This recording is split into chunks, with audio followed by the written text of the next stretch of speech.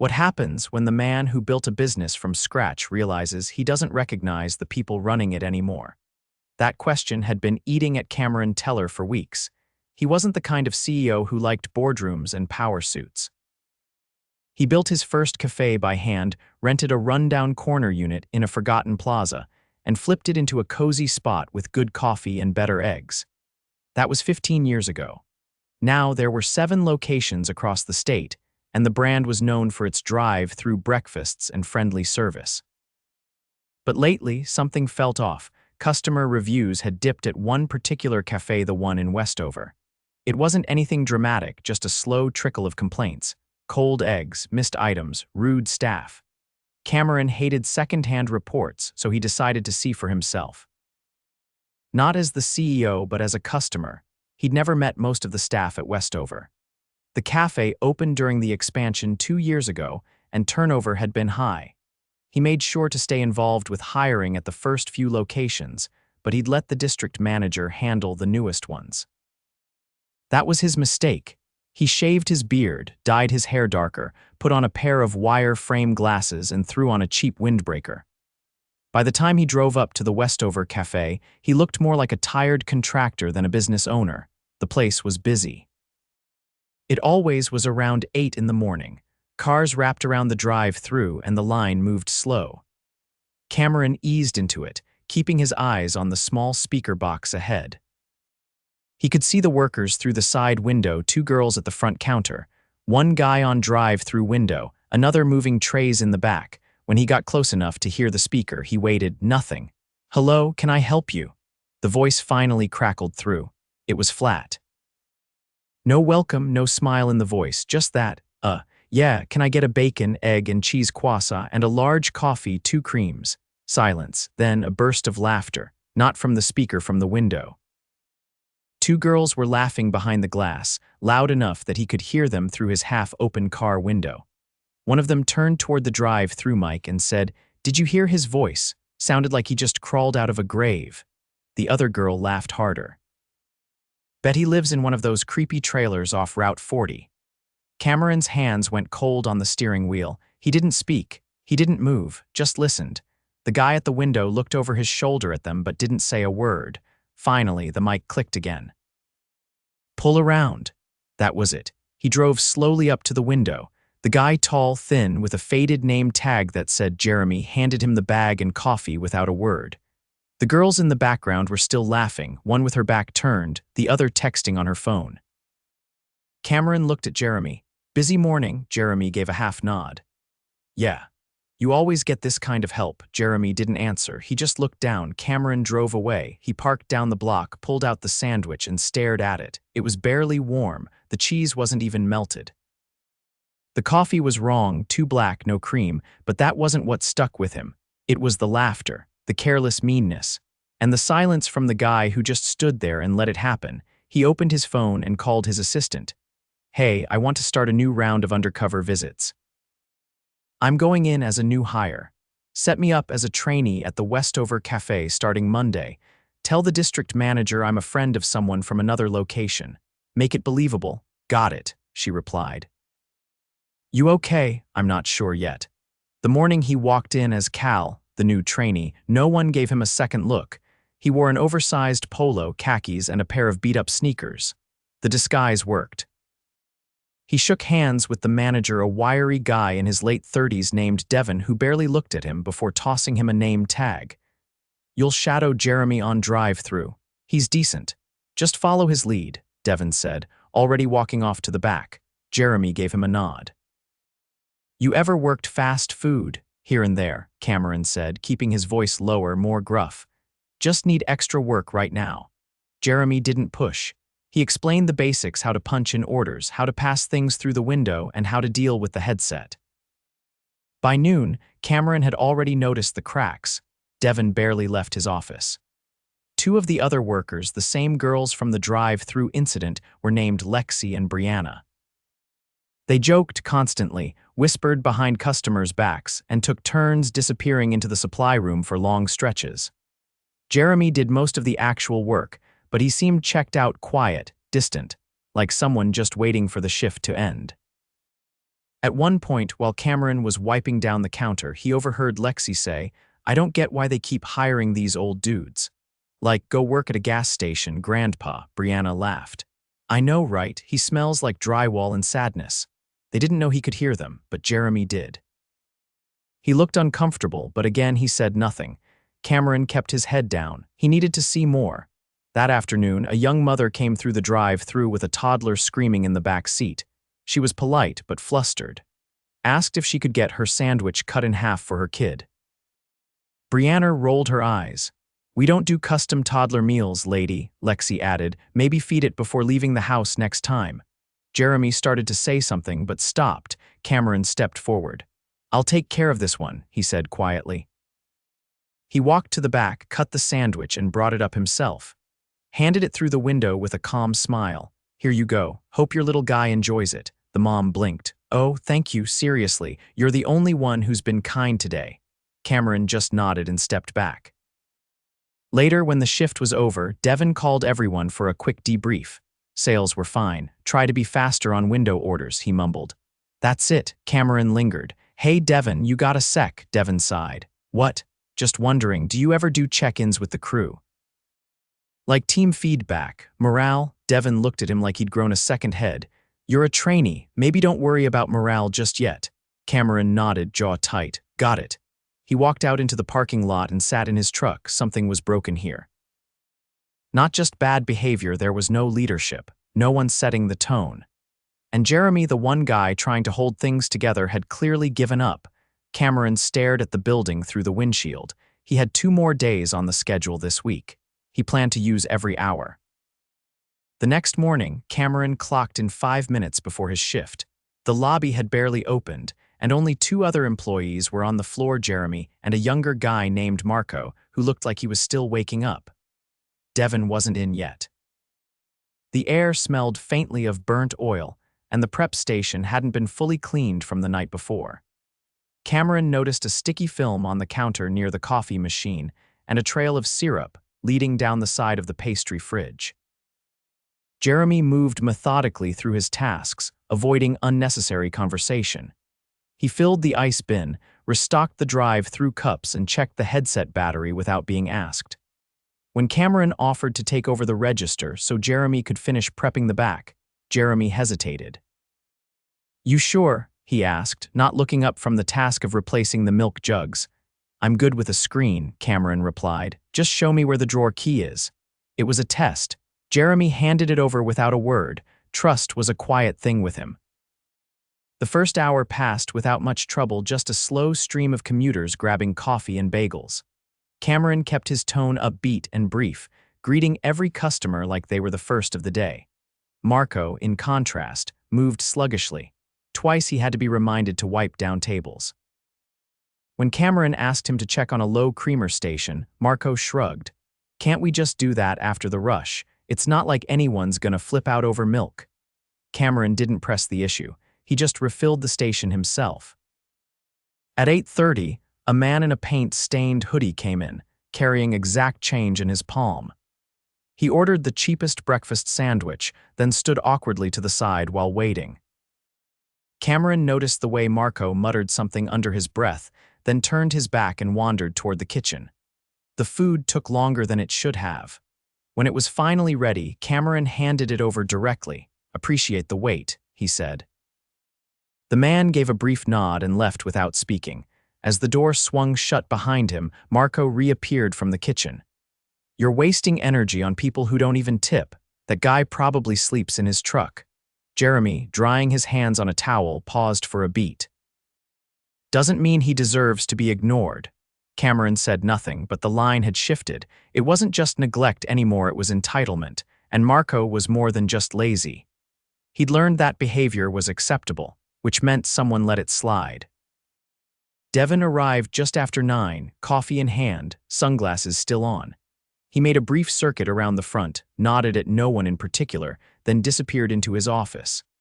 Cameron caught the faint sound of a sports podcast through the cracked door. By 10, things had picked up. The drive-thru line wrapped around the building, and the lobby filled with late-morning regulars.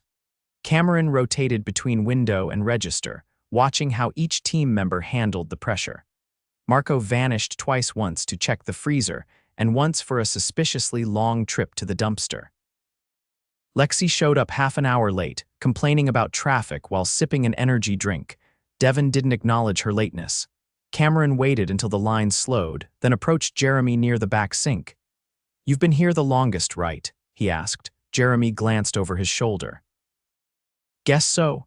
You ever think about running a place like this?" Jeremy gave a dry laugh. "I barely get through the day running it, no thanks." "Because you don't want to or because no one's asked?" Jeremy turned fully now, leaning against the counter. "I used to care more. Thought if I kept my head down, worked hard, someone would notice. But after a while, you stop expecting it. You just focus on making it to payday." Cameron nodded. "What would it take to change that?" Jeremy hesitated. "A manager who didn't hide in the office. A team that actually worked like a team, and maybe someone who gave a damn when the fryer broke instead of waiting 3 days to call maintenance." Cameron let that sit for a moment. "You reported it. Twice. Devin said it wasn't in the budget last month." Cameron folded a towel over the edge of the counter. "And you kept showing up." "Yeah, well, rent doesn't wait." Cameron didn't ask more. He didn't need to. Later that afternoon, while scrubbing the inside of the pastry case, Cameron caught a quiet exchange between Lexi and Devin near the storage room. She was laughing softly, holding her phone out for him to see something. Devin leaned in, chuckled, then said something too low to hear. Lexi touched his arm briefly before walking away. Cameron kept his eyes on his task, but he made a mental note of it. By the end of the shift, they'd run out of whole milk, the lobby trash was overflowing, and a family of 4 had left a table covered in napkins and syrup without anyone cleaning it up. Cameron cleared it himself without asking. As he threw the last wad of napkins into the bin, Devin called out from behind him. "Hey, Cal, you want to pick up a few extra hours tomorrow?" One of the other guys called out. Cameron turned around, wiping his hands on a rag. "Sure, what time?" 6:30, just show up." "You're better than the last few we had." It wasn't a compliment. It was a reflection of how low the bar had been set. He left without responding. That night, Cameron sat in his truck for a long time before heading home. He didn't write notes. He didn't call anyone. He just stared through the windshield, thinking about the subtle weight of repetition, how standards didn't collapse all at once, but one quiet compromise at a time. The next morning began earlier than expected. A burst pipe in the prep sink had flooded the back area. By the time Cameron arrived, Jeremy was already mopping, and Lexi was standing near the register, scrolling through her phone. Devin hadn't arrived yet. Marco stumbled in 10 minutes late and immediately complained about the smell. "I'm not stepping in that," he said, pointing at the water. Jeremy didn't respond. He just kept moving the mop back and forth, sweat already forming on his brow. Cameron grabbed the second mop from the storage closet. "Let's just get it done." Lexi didn't move. Marco disappeared again. By the time the water was mostly cleared, Devin walked in, looked at the floor, and said, "Maintenance doesn't open until 9. Don't block the front counter." Jeremy's jaw tightened, but he said nothing. At 10:15, the drive-through system crashed. The headset blinked out mid-order, cutting off a customer mid-sentence. Cameron checked the wiring, then the receiver battery, but nothing responded. Jeremy stepped outside to tell the backed-up cars they'd have to come inside. Cameron watched as he took the complaints calmly, apologizing without defensiveness. Inside, Devin finally emerged. "What happened to the headset?" "Dead. Might be the receiver," Cameron said. Devin frowned. "Didn't we just get that replaced?" Jeremy walked back in. "That was at the Eastfield location." "Well, we're not made of money," Devin muttered. "Tell people to come in instead. They'll deal." Jeremy didn't reply. Cameron stepped closer. "You want me to call the district support, see if they can send a spare unit?" Devin waved him off. "It's not a crisis. Just push through." Cameron's voice stayed even. "We're losing orders." Devin gave him a long look. "You've been here 4 days. Maybe don't start acting like you run the place." That was the moment. The moment Cameron realized this wasn't just a bad week or a few undertrained hires. This was a culture of apathy, quietly reinforced from the top, and if he let it slide now, he'd be tolerating it too. He looked past Devin toward Jeremy, who was already back at the fryer, working around a broken system. Cameron took a breath. Not yet. One more day, he thought, but it was coming, and when it did, no one in that building would be ready for it. Cameron arrived before sunrise. He parked 2 buildings down, watching the café through his windshield. A single interior light was on. Jeremy's car sat in its usual spot, alone. No one else had arrived. The sky was still dark, the sidewalks slick from last night's rain. Cameron waited a few more minutes before heading inside, pulling the door open with the passcode Devon had scribbled on a sticky note and left on the breakroom fridge. Jeremy stood behind the prep counter, sleeves rolled to his elbows, restocking condiments with one hand and typing inventory into the tablet with the other. He didn't look up. "You're early," he said. "Didn't sleep much," Cameron replied, heading straight for the utility sink to wash his hands. "Figured I'd beat the crowd." Jeremy finished logging the numbers and set the tablet down. "Freezer temp's a little high, might want to keep an eye on it." Cameron nodded, drying his hands on the towel looped through his belt. "Got it." For a while, they worked in silence, efficient, steady. No music played yet. The kitchen hummed with the low buzz of compressors and the rhythmic clatter of pans being stacked. Cameron moved through the motions easily now. He knew where everything was, how long the croissants took to warm, which of the syrup pumps tended to stick. At 6:15, the front door opened again. Lexi walked in with earbuds in and a scarf wrapped twice around her neck, even though the air inside was warm. She looked toward the back, saw who was working, and pulled one earbud out. "Devon not in yet." Jeremy shook his head without turning around. Lexi made a noise under her breath, slung her bag into the supply closet, and walked past Cameron without acknowledging him. She went straight to the pastry case, flicked the display light on, and stood idle. Cameron pulled a tray of muffins from the oven and set them on the cooling rack. "You want to help stock these?" he asked. Lexi glanced at him. "I usually do the register. We're rotating this morning." She didn't move. Jeremy turned slightly. "It'll go faster if we both do it." Lexi shrugged, then started stacking the pastries without another word. By 7, the line had formed. A mix of regulars and commuters filtered in, some bleary-eyed and quiet, others already on work calls. Cameron stationed himself at the register while Jeremy handled drinks and Lexi passed orders. The pace picked up fast. The headset system was still down, and Devon hadn't shown. Half an hour in, a middle-aged woman approached the counter with a return. She held a sandwich bag, her brow tight with frustration. "This has ham. I ordered vegetarian," she said, voice tense but controlled. "I didn't notice until I got to work." Cameron opened the bag, checked the label. It matched the wrong order. He turned to Lexi, who had assembled it. "Did she ask for no meat?" Lexi didn't look up from where she was wiping the counter. "I don't remember." Maybe she didn't speak up. The customer let out a slow breath. "I was clear. I've been coming here for 2 years." Cameron set the bag aside. "I'll make it right. Give me a minute." As he prepared the correct sandwich, Jeremy stepped beside him and lowered his voice. "She always gets the same thing. I've seen her before. No meat every time." Cameron nodded, handed off the corrected order, and returned to the front. The woman accepted it with a quiet thank you and left. Lexi leaned against the far counter, arms crossed. "You know, some people just like to complain for free food," she said. Cameron didn't respond. He saw Jeremy glance sideways, then return to the prep station. By 9, Devon still hadn't arrived. Marco showed up late again, this time with a half-empty smoothie in hand. He didn't apologize, just clocked in and disappeared into the back. Lexi barely acknowledged him. The team worked around the gaps, filling in where they could. Jeremy took on more tasks without being asked, while Cameron floated between positions to keep things moving. At 10:15, a man in a wheelchair arrived at the front entrance. The automatic door didn't open. Cameron had seen it sticking the day before. The man waited outside for a moment, then knocked lightly on the glass. None of the staff moved. Cameron walked from the register to the door and opened it manually.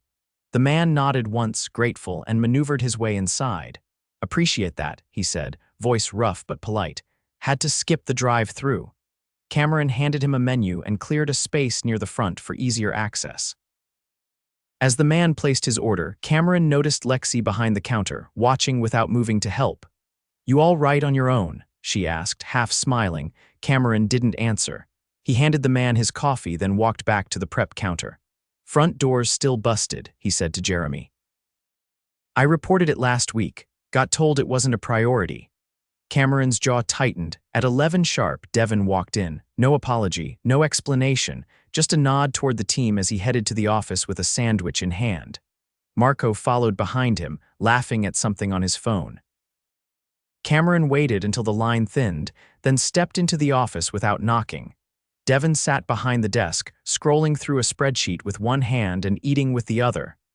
"We need to talk," Cameron said. Devin looked up, chewing slowly. "About what?" "The headset system is still down, the front door's not working, you showed up 4 hours late, and no one's been trained on basic service protocols." Devin set the sandwich down. "You're a trainee, maybe don't give lectures." Cameron stepped forward. "You've got team members cutting corners, ignoring customers, and covering for each other's laziness. You've got one guy doing most of the work while the rest go missing half the time, and you're invisible." Devin laughed once, short and low. "You don't know how this place runs." "You've been here, what, a week?" Cameron held his gaze. "Long enough." Devin leaned back. "Look, I don't have time to babysit teenagers. Half of them quit in a month anyway. If I start cracking down, I won't have anyone left." "Then you're not managing, you're just hiding." Devin's face shifted, the confidence draining slightly. "Who are you, really?" Cameron reached into his back pocket and pulled out his wallet. He placed it on the desk, opened it, and slid out a worn business card. The one with the original café's name in raised ink. Devin stared at it. "Cameron Teller," he read aloud. "You're the owner." Cameron nodded. "I built this company from a folding table and a borrowed espresso machine.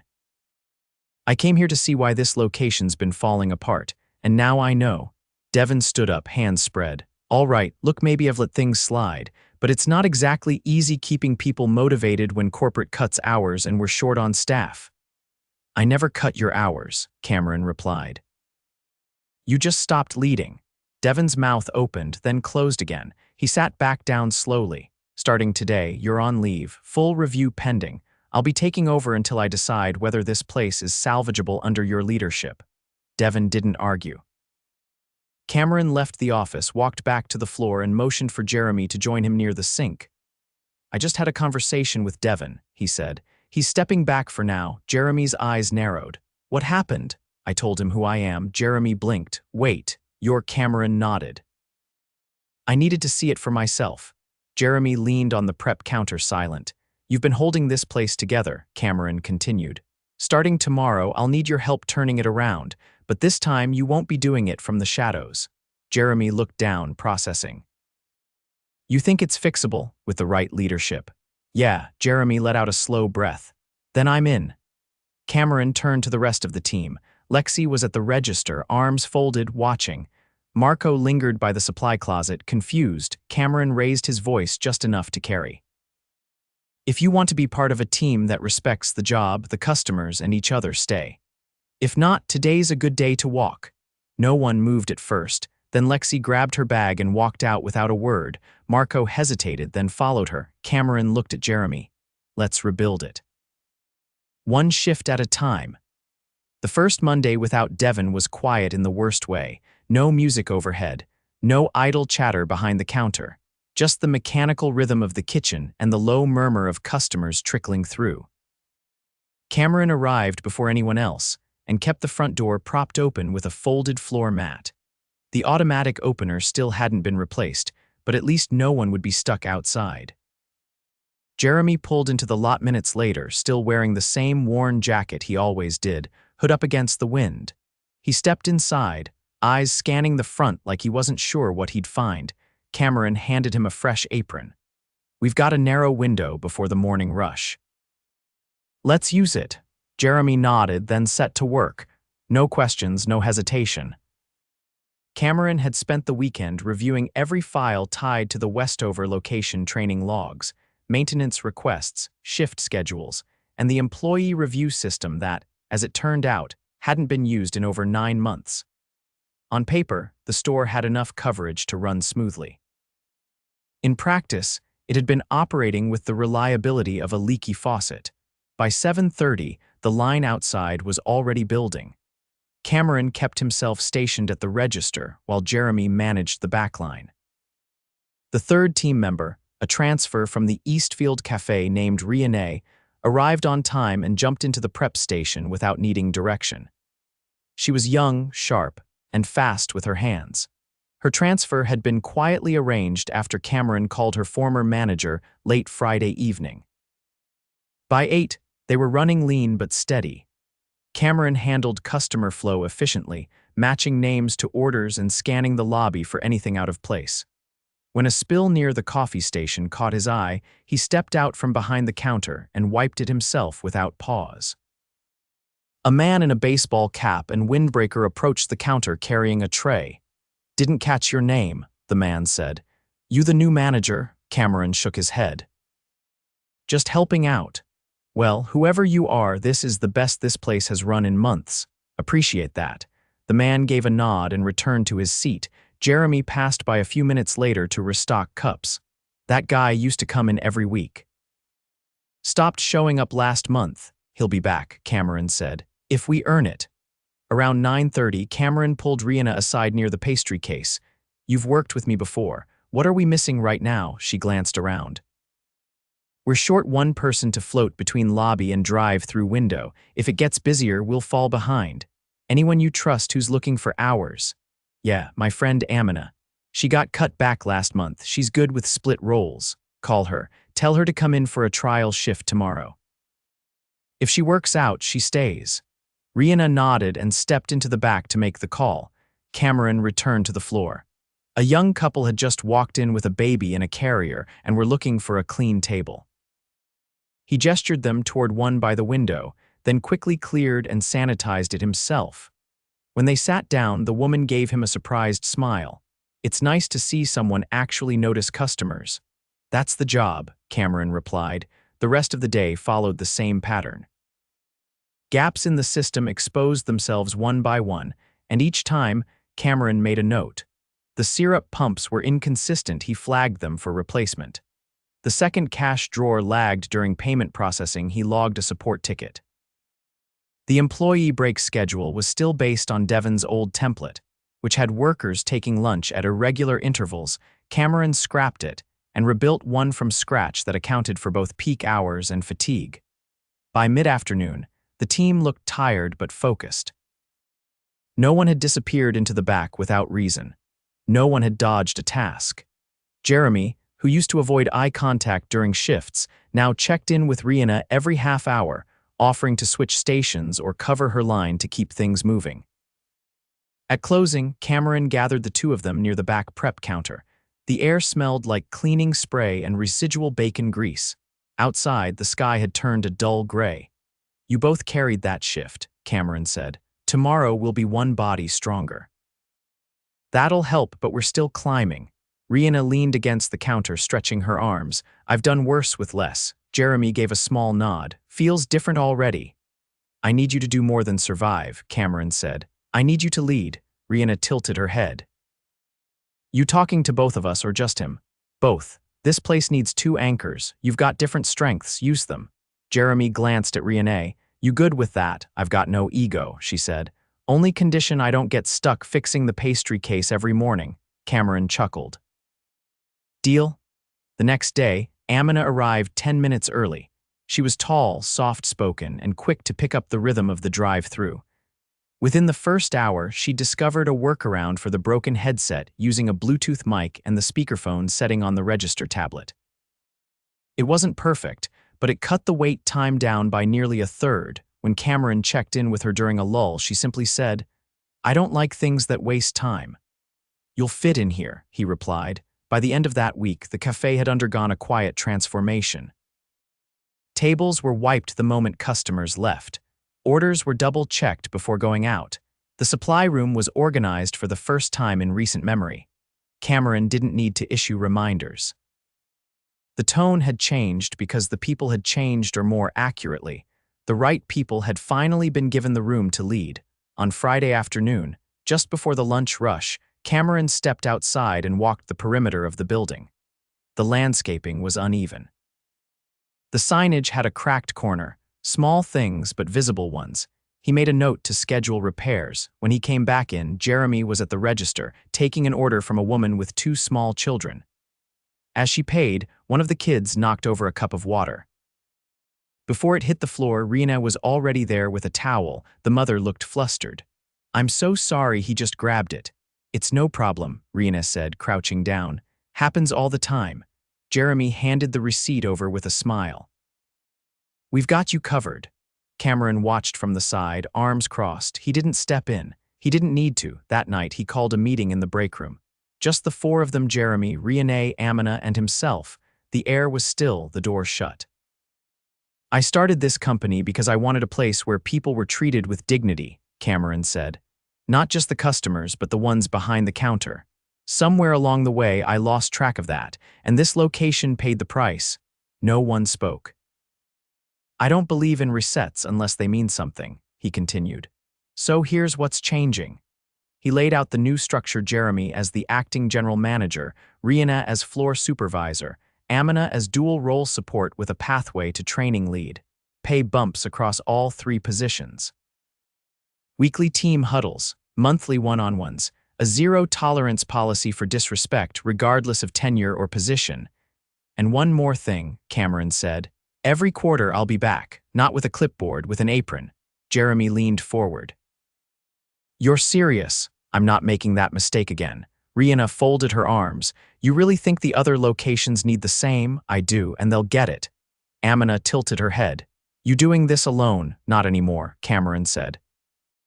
They sat in silence for a moment, the kind that didn't need to be filled. Outside the door, the last of the lights were being turned off. The store was empty. But for the first time in a long time, it didn't feel hollow. It felt ready. Cameron stood and picked up his coat. "You earned this place back. Now let's keep it."